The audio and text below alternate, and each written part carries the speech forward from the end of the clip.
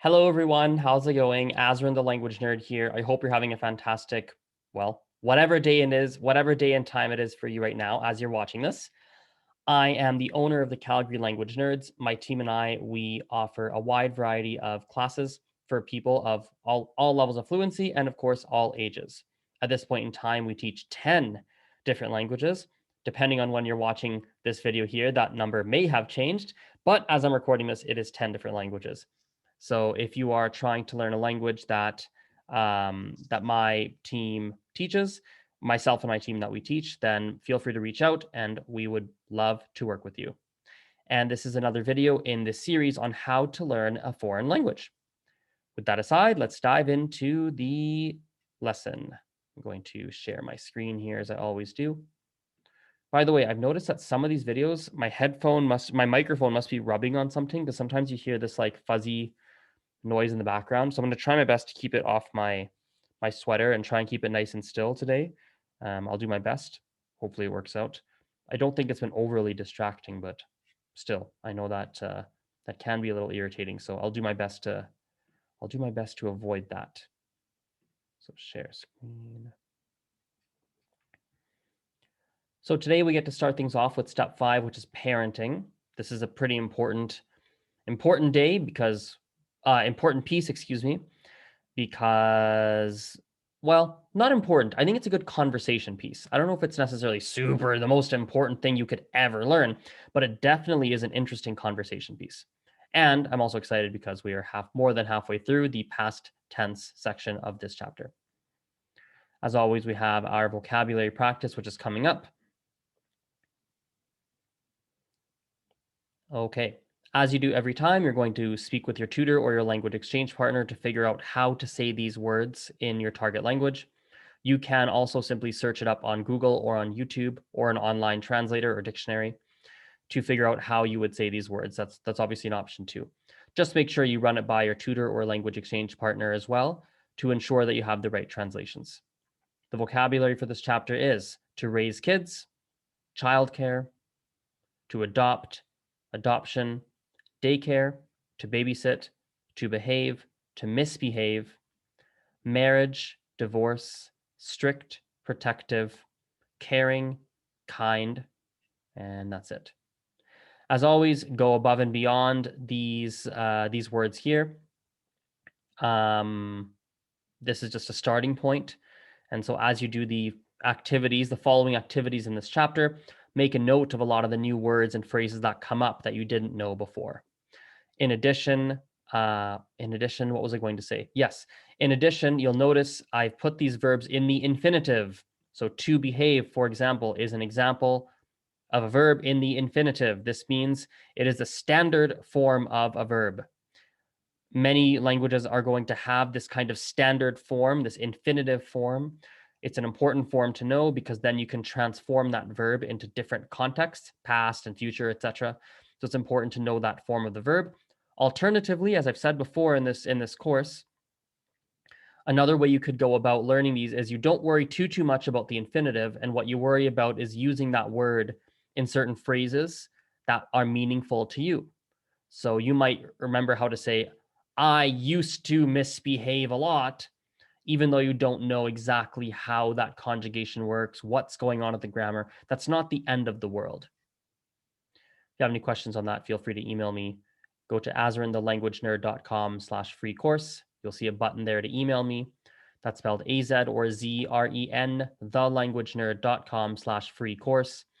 That's the homepage for this course here. So feel free to scroll down to the bottom. You'll see a button where you can contact me and ask me any questions you have.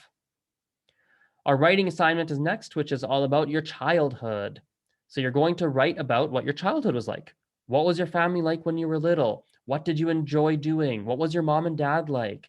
Did you go to daycare as a child? Where did you grow up? How were you raised? Etc., etc.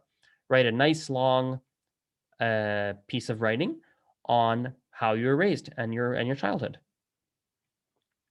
Here's a sheet you can write that on. You can either print this out and write it by hand, or of course, I can give you a digital copy and you would type it in this sheet. This is, of course, for people who purchase the workbook off of my website. For speaking practice, you're going to discuss how children are typically raised in the country that your speaking partner comes from. So you'll ask them questions like, how are kids raised where you're from? How are you raised? Or parents strict? What kinds of rules do they set? You need to get creative with what kind of questions you ask. You might ask questions like military service, maybe, because in a lot of countries they do military service at a certain age. They have to, it's mandatory. So maybe you'll ask about that. And that's going to spiral you into another vocabulary topic that's you probably don't know a heck of a lot about, but you'll learn about it by having a conversation about it. Be prepared to share how children are parented in the country you are from as well. And of course, we have this sheet provided here where you can write down the questions that you're going to ask your speaking partner or your tutor. This takes us to the video practice. I'll be honest, it was a bit difficult thinking of a video practice for this chapter here. I was thinking, what could you ever watch that would have parenting kind of vocabulary and such? And the only thing I could think of was like, and actually, I can't even take credit for this, actually. Now that I'm thinking about this is all Catherine. Catherine came up with this particular page here, if I remember correctly. Catherine is someone who helped quite a bit in this course. She helped with a lot of the visuals. She helped with the layout of the book, the visual layout of the book. In some of the sections, in some sections, she's helped or sometimes directly come up with some of the conversation questions to ask sometimes. So she's been someone I've worked with, and without her help, I mean, you know, let's just say her help was a really big piece. So big shout out to Catherine. And I think this is her idea even, because I couldn't think of one. I was like, what would you ever watch? And so this is the closest we could come up with. So cartoons that have children in them. It's probably going to be a children's show, and you'll get to see how parents talk to their kids in the cartoon, how kids are addressed, what kinds of themes are children that speak the language you're trying to learn, what do they grow up with, what kinds of ideas are they around. You'll learn about the psychology of how children are raised. You'll learn a lot from this. So yeah, it'll be really, really useful. So I'd recommend that. That's a great video practice to do. And of course, make sure you have you're ready to write your timestamps down for things that you didn't quite understand. And then you will speak with your tutor or your language exchange partner, or simply use an online translator / dictionary to figure out what those things mean. Oops, I don't know why I started scrolling. There's no need to scroll. Cool. And then we have a sheet for extra notes. Let's move on to step 6 here. You may have noticed that there's sort of a pattern to the steps, so I'm able to get through these steps a little bit faster than in previous chapters. So I think that's a good thing. Feel free to pause and revisit these videos as needed. Step 6 would be education. This is a big one. This is a big, big, big one. As I've written here, education is a crucial step in everyone's each person's development. Yeah, that's fine. It's just a really big, really, really big step in people's development. So it's a very, I suppose, interesting topic to discuss, especially because every culture treats education differently, and every country does as well. So as always, with the help of your tutor or speaking partner, label the photos below. You can use a dictionary online or a translator or YouTube or Google if you prefer, and just make sure you run it by your tutor or language exchange partner to make sure that you have got the right translations. We have elementary school, middle school, high school, college, university, student, to study, to graduate, graduation, bachelor's degree, master's degree, PhD, curriculum, essay, math, science, biology, chemistry, physics, social studies, history, art, music, geography, physical education, philosophy. As always, you can go above and beyond these words, although I will say this, for education, this might be it's not a comprehensive list, of course, but man, this is a little bit of a longer list, and perhaps it's slightly more comprehensive than some of the other vocabulary lists I provided. But of course, if you're coming across words as you're doing the rest of the activities in this chapter, do not hesitate to look them up in a dictionary or in an online translator, or ask your tutor how to say them. That's obviously an option. Okay. For the writing practice, we have what is called My School Life.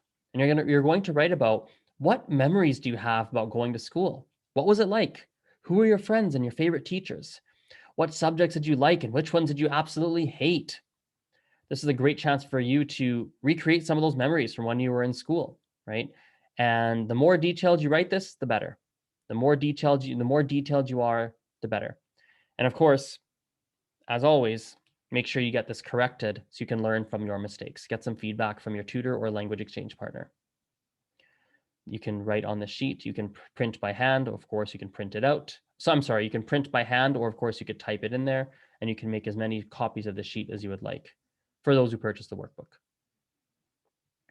For the speaking practice, you're going to have a back to school conversation.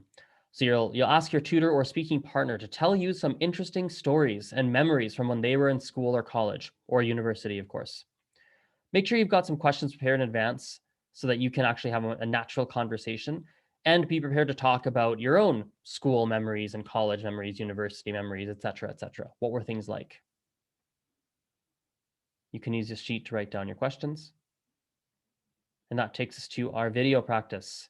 We have shows about school. So this one might be bit a bit harder to find unless you have someone help you find them. But what you're looking for here is you're looking for shows that are targeted towards people who are students. So I can give you some English examples. I'll share my screen differently here. Let's go to YouTube. So like in Canada, we had, what was that show called? Degrassi, I think it was called. So Degrassi took place like in a school, right? So Degrassi. Right, Degrassi was a really popular one. So they were in, if I remember correctly, they were, I believe they were in high school, were they not? I guess it doesn't really tell us what the show is about. It was a very I believe they were in high school, and so it was a very school-oriented sort of show, and so there's lots of school vocabulary, school themes being used, etc. Another one in English would be even Glee Club, for example. Was it called Glee Club, or was it just called Glee? I can't remember anymore. Yeah, Glee was another one. So Glee, they were in school as well. So any kind of school, any sort of show or movie that takes place in a school, this is fair game at this chapter for some listening practice. As a reminder, you're probably not going to understand a very high percentage. Here's a fun fact for you. TV, movies, Netflix, things of that nature, usually you're not going to understand the majority of what people are saying until you're much more advanced. So if you're following this course here, this curriculum, until you're at, now, unless I change the format of this curriculum, as things stand today in this course that I've put together, as it stands today and when I'm recording this video, you probably need to be at something like a level 5 to then finally start to really understand what's happening in TV shows. Probably something like a level 5 to really start understanding. And understanding the majority of what people say. So, for instance, in Mandarin, I have something like, if you were to use the system I've put together, I have something like a level 4, somewhere between a level 4 and a level 5, with some vocabulary gaps from level 3. So if I go back to this level here, and I were to do this in Mandarin, there are certain chapters where I have some big vocabulary gaps because I just haven't gone and studied those yet, and I haven't gone about learning those. So roughly 4 to 4.5 with a couple of vocab gaps from level 3. And when I watch shows on Netflix and such in Mandarin, if the genre heavily impacts things, if I watch anything that's fantasy, I understand almost nothing. Like I really don't understand a lot because there's way too many words I just don't know in that genre. But if I watch anything that's like a sitcom or like a normal drama or something like that, where it's day-to-day vocabulary, I probably understand 50 to 60%, maybe a little bit more depending on the show, 50, 60, maybe 70% really on the higher end. And that's like me at a level 4.5, roughly speaking. So it's going to take you to get to that level 5 sort of stage. Let me reshare my screen here for a moment. We just hop over here and share. Here we go. Right. I want to share my screen because I want this course to be an evergreen course that lasts for years and years on the internet. So maybe I restructure how this website looks. And so I want to show what it looks like now, because maybe there's going to be 12 levels in the future. Who the heck knows, right? So this is kind of where a level 4 would be as of now, like level 4, level 5. So once you're at that upper intermediate, once you're going from upper intermediate to advanced, that's when you start to really understand TV shows and such. So don't get discouraged if you are not fully understanding shows and you're like, man, I've been following this curriculum for a long time. When will I understand TV? Well, that's like some of the last stuff you'll be able to understand. So don't worry too much. Okay, let's go back to that curriculum page here.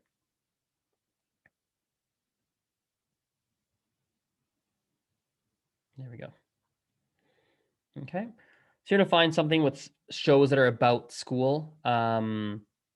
And off you go. As always, you'll do your listening activity when you watch, 10 to 20 timestamps for words you weren't really sure what they meant. Okay, and write those timestamps down. Talk to your tutor, talk to your language exchange partner, ask him or her what they mean. We have an extra notes page here, and that takes us to step 7. Should we just wrap this up? I think step 7 here, if I remember correctly, I believe that's the last one. Maybe we can just wrap it up all in one here. Scroll documentaries. Yeah, that's the last chunk here. So let's do this. Let's go back up.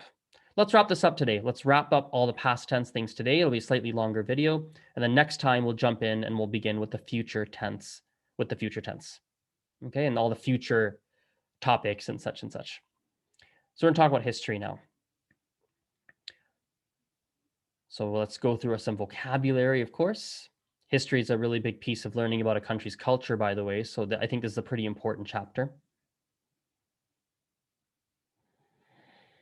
Okay, so this vocabulary section is a bit different, and I haven't given you any very specific words to learn because it's really hard to give you some words to learn for this particular step. Because history is such a vast topic, and you could study the history of such a wide variety of things. And the words you need to know when learning the history of one topic would be so different than the words you would need to know when learning the history of another topic. So the example I gave here is if you were going to learn about the history of World War II, the words you would need to know to talk about and understand the history of World War II would be so different as if you tried to learn about France in the Middle Ages.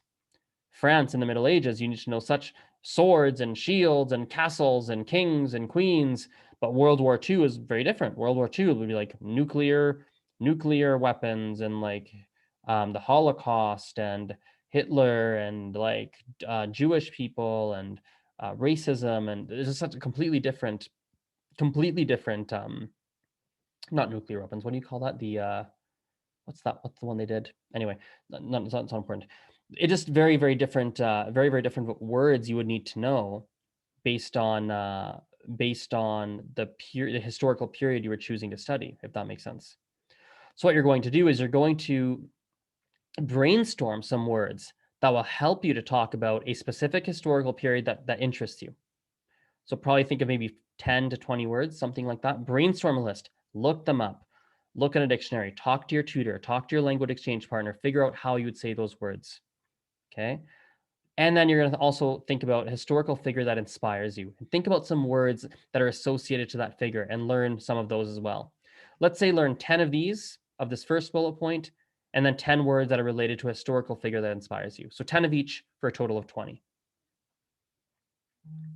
You can use this sheet here to do your vocabulary research and write out everything you need to write out in terms of the words. You'll need to make more pages than one, of course, more copies of this page than what I've provided. Which leads us to our writing practice. So you've gathered all these words you need to know. Now you're going to write about an important event in history. Okay. So talk about when did this happen? Who were the main participants? What caused it? How did everything unfold? What were the consequences? And any other important details. In fact, I'm going to make a slight change. I'm going to go backwards here. I'm going to change something now that I'm just thinking about this. I would like you to pick a historical figure that lived during the historical period that you chose.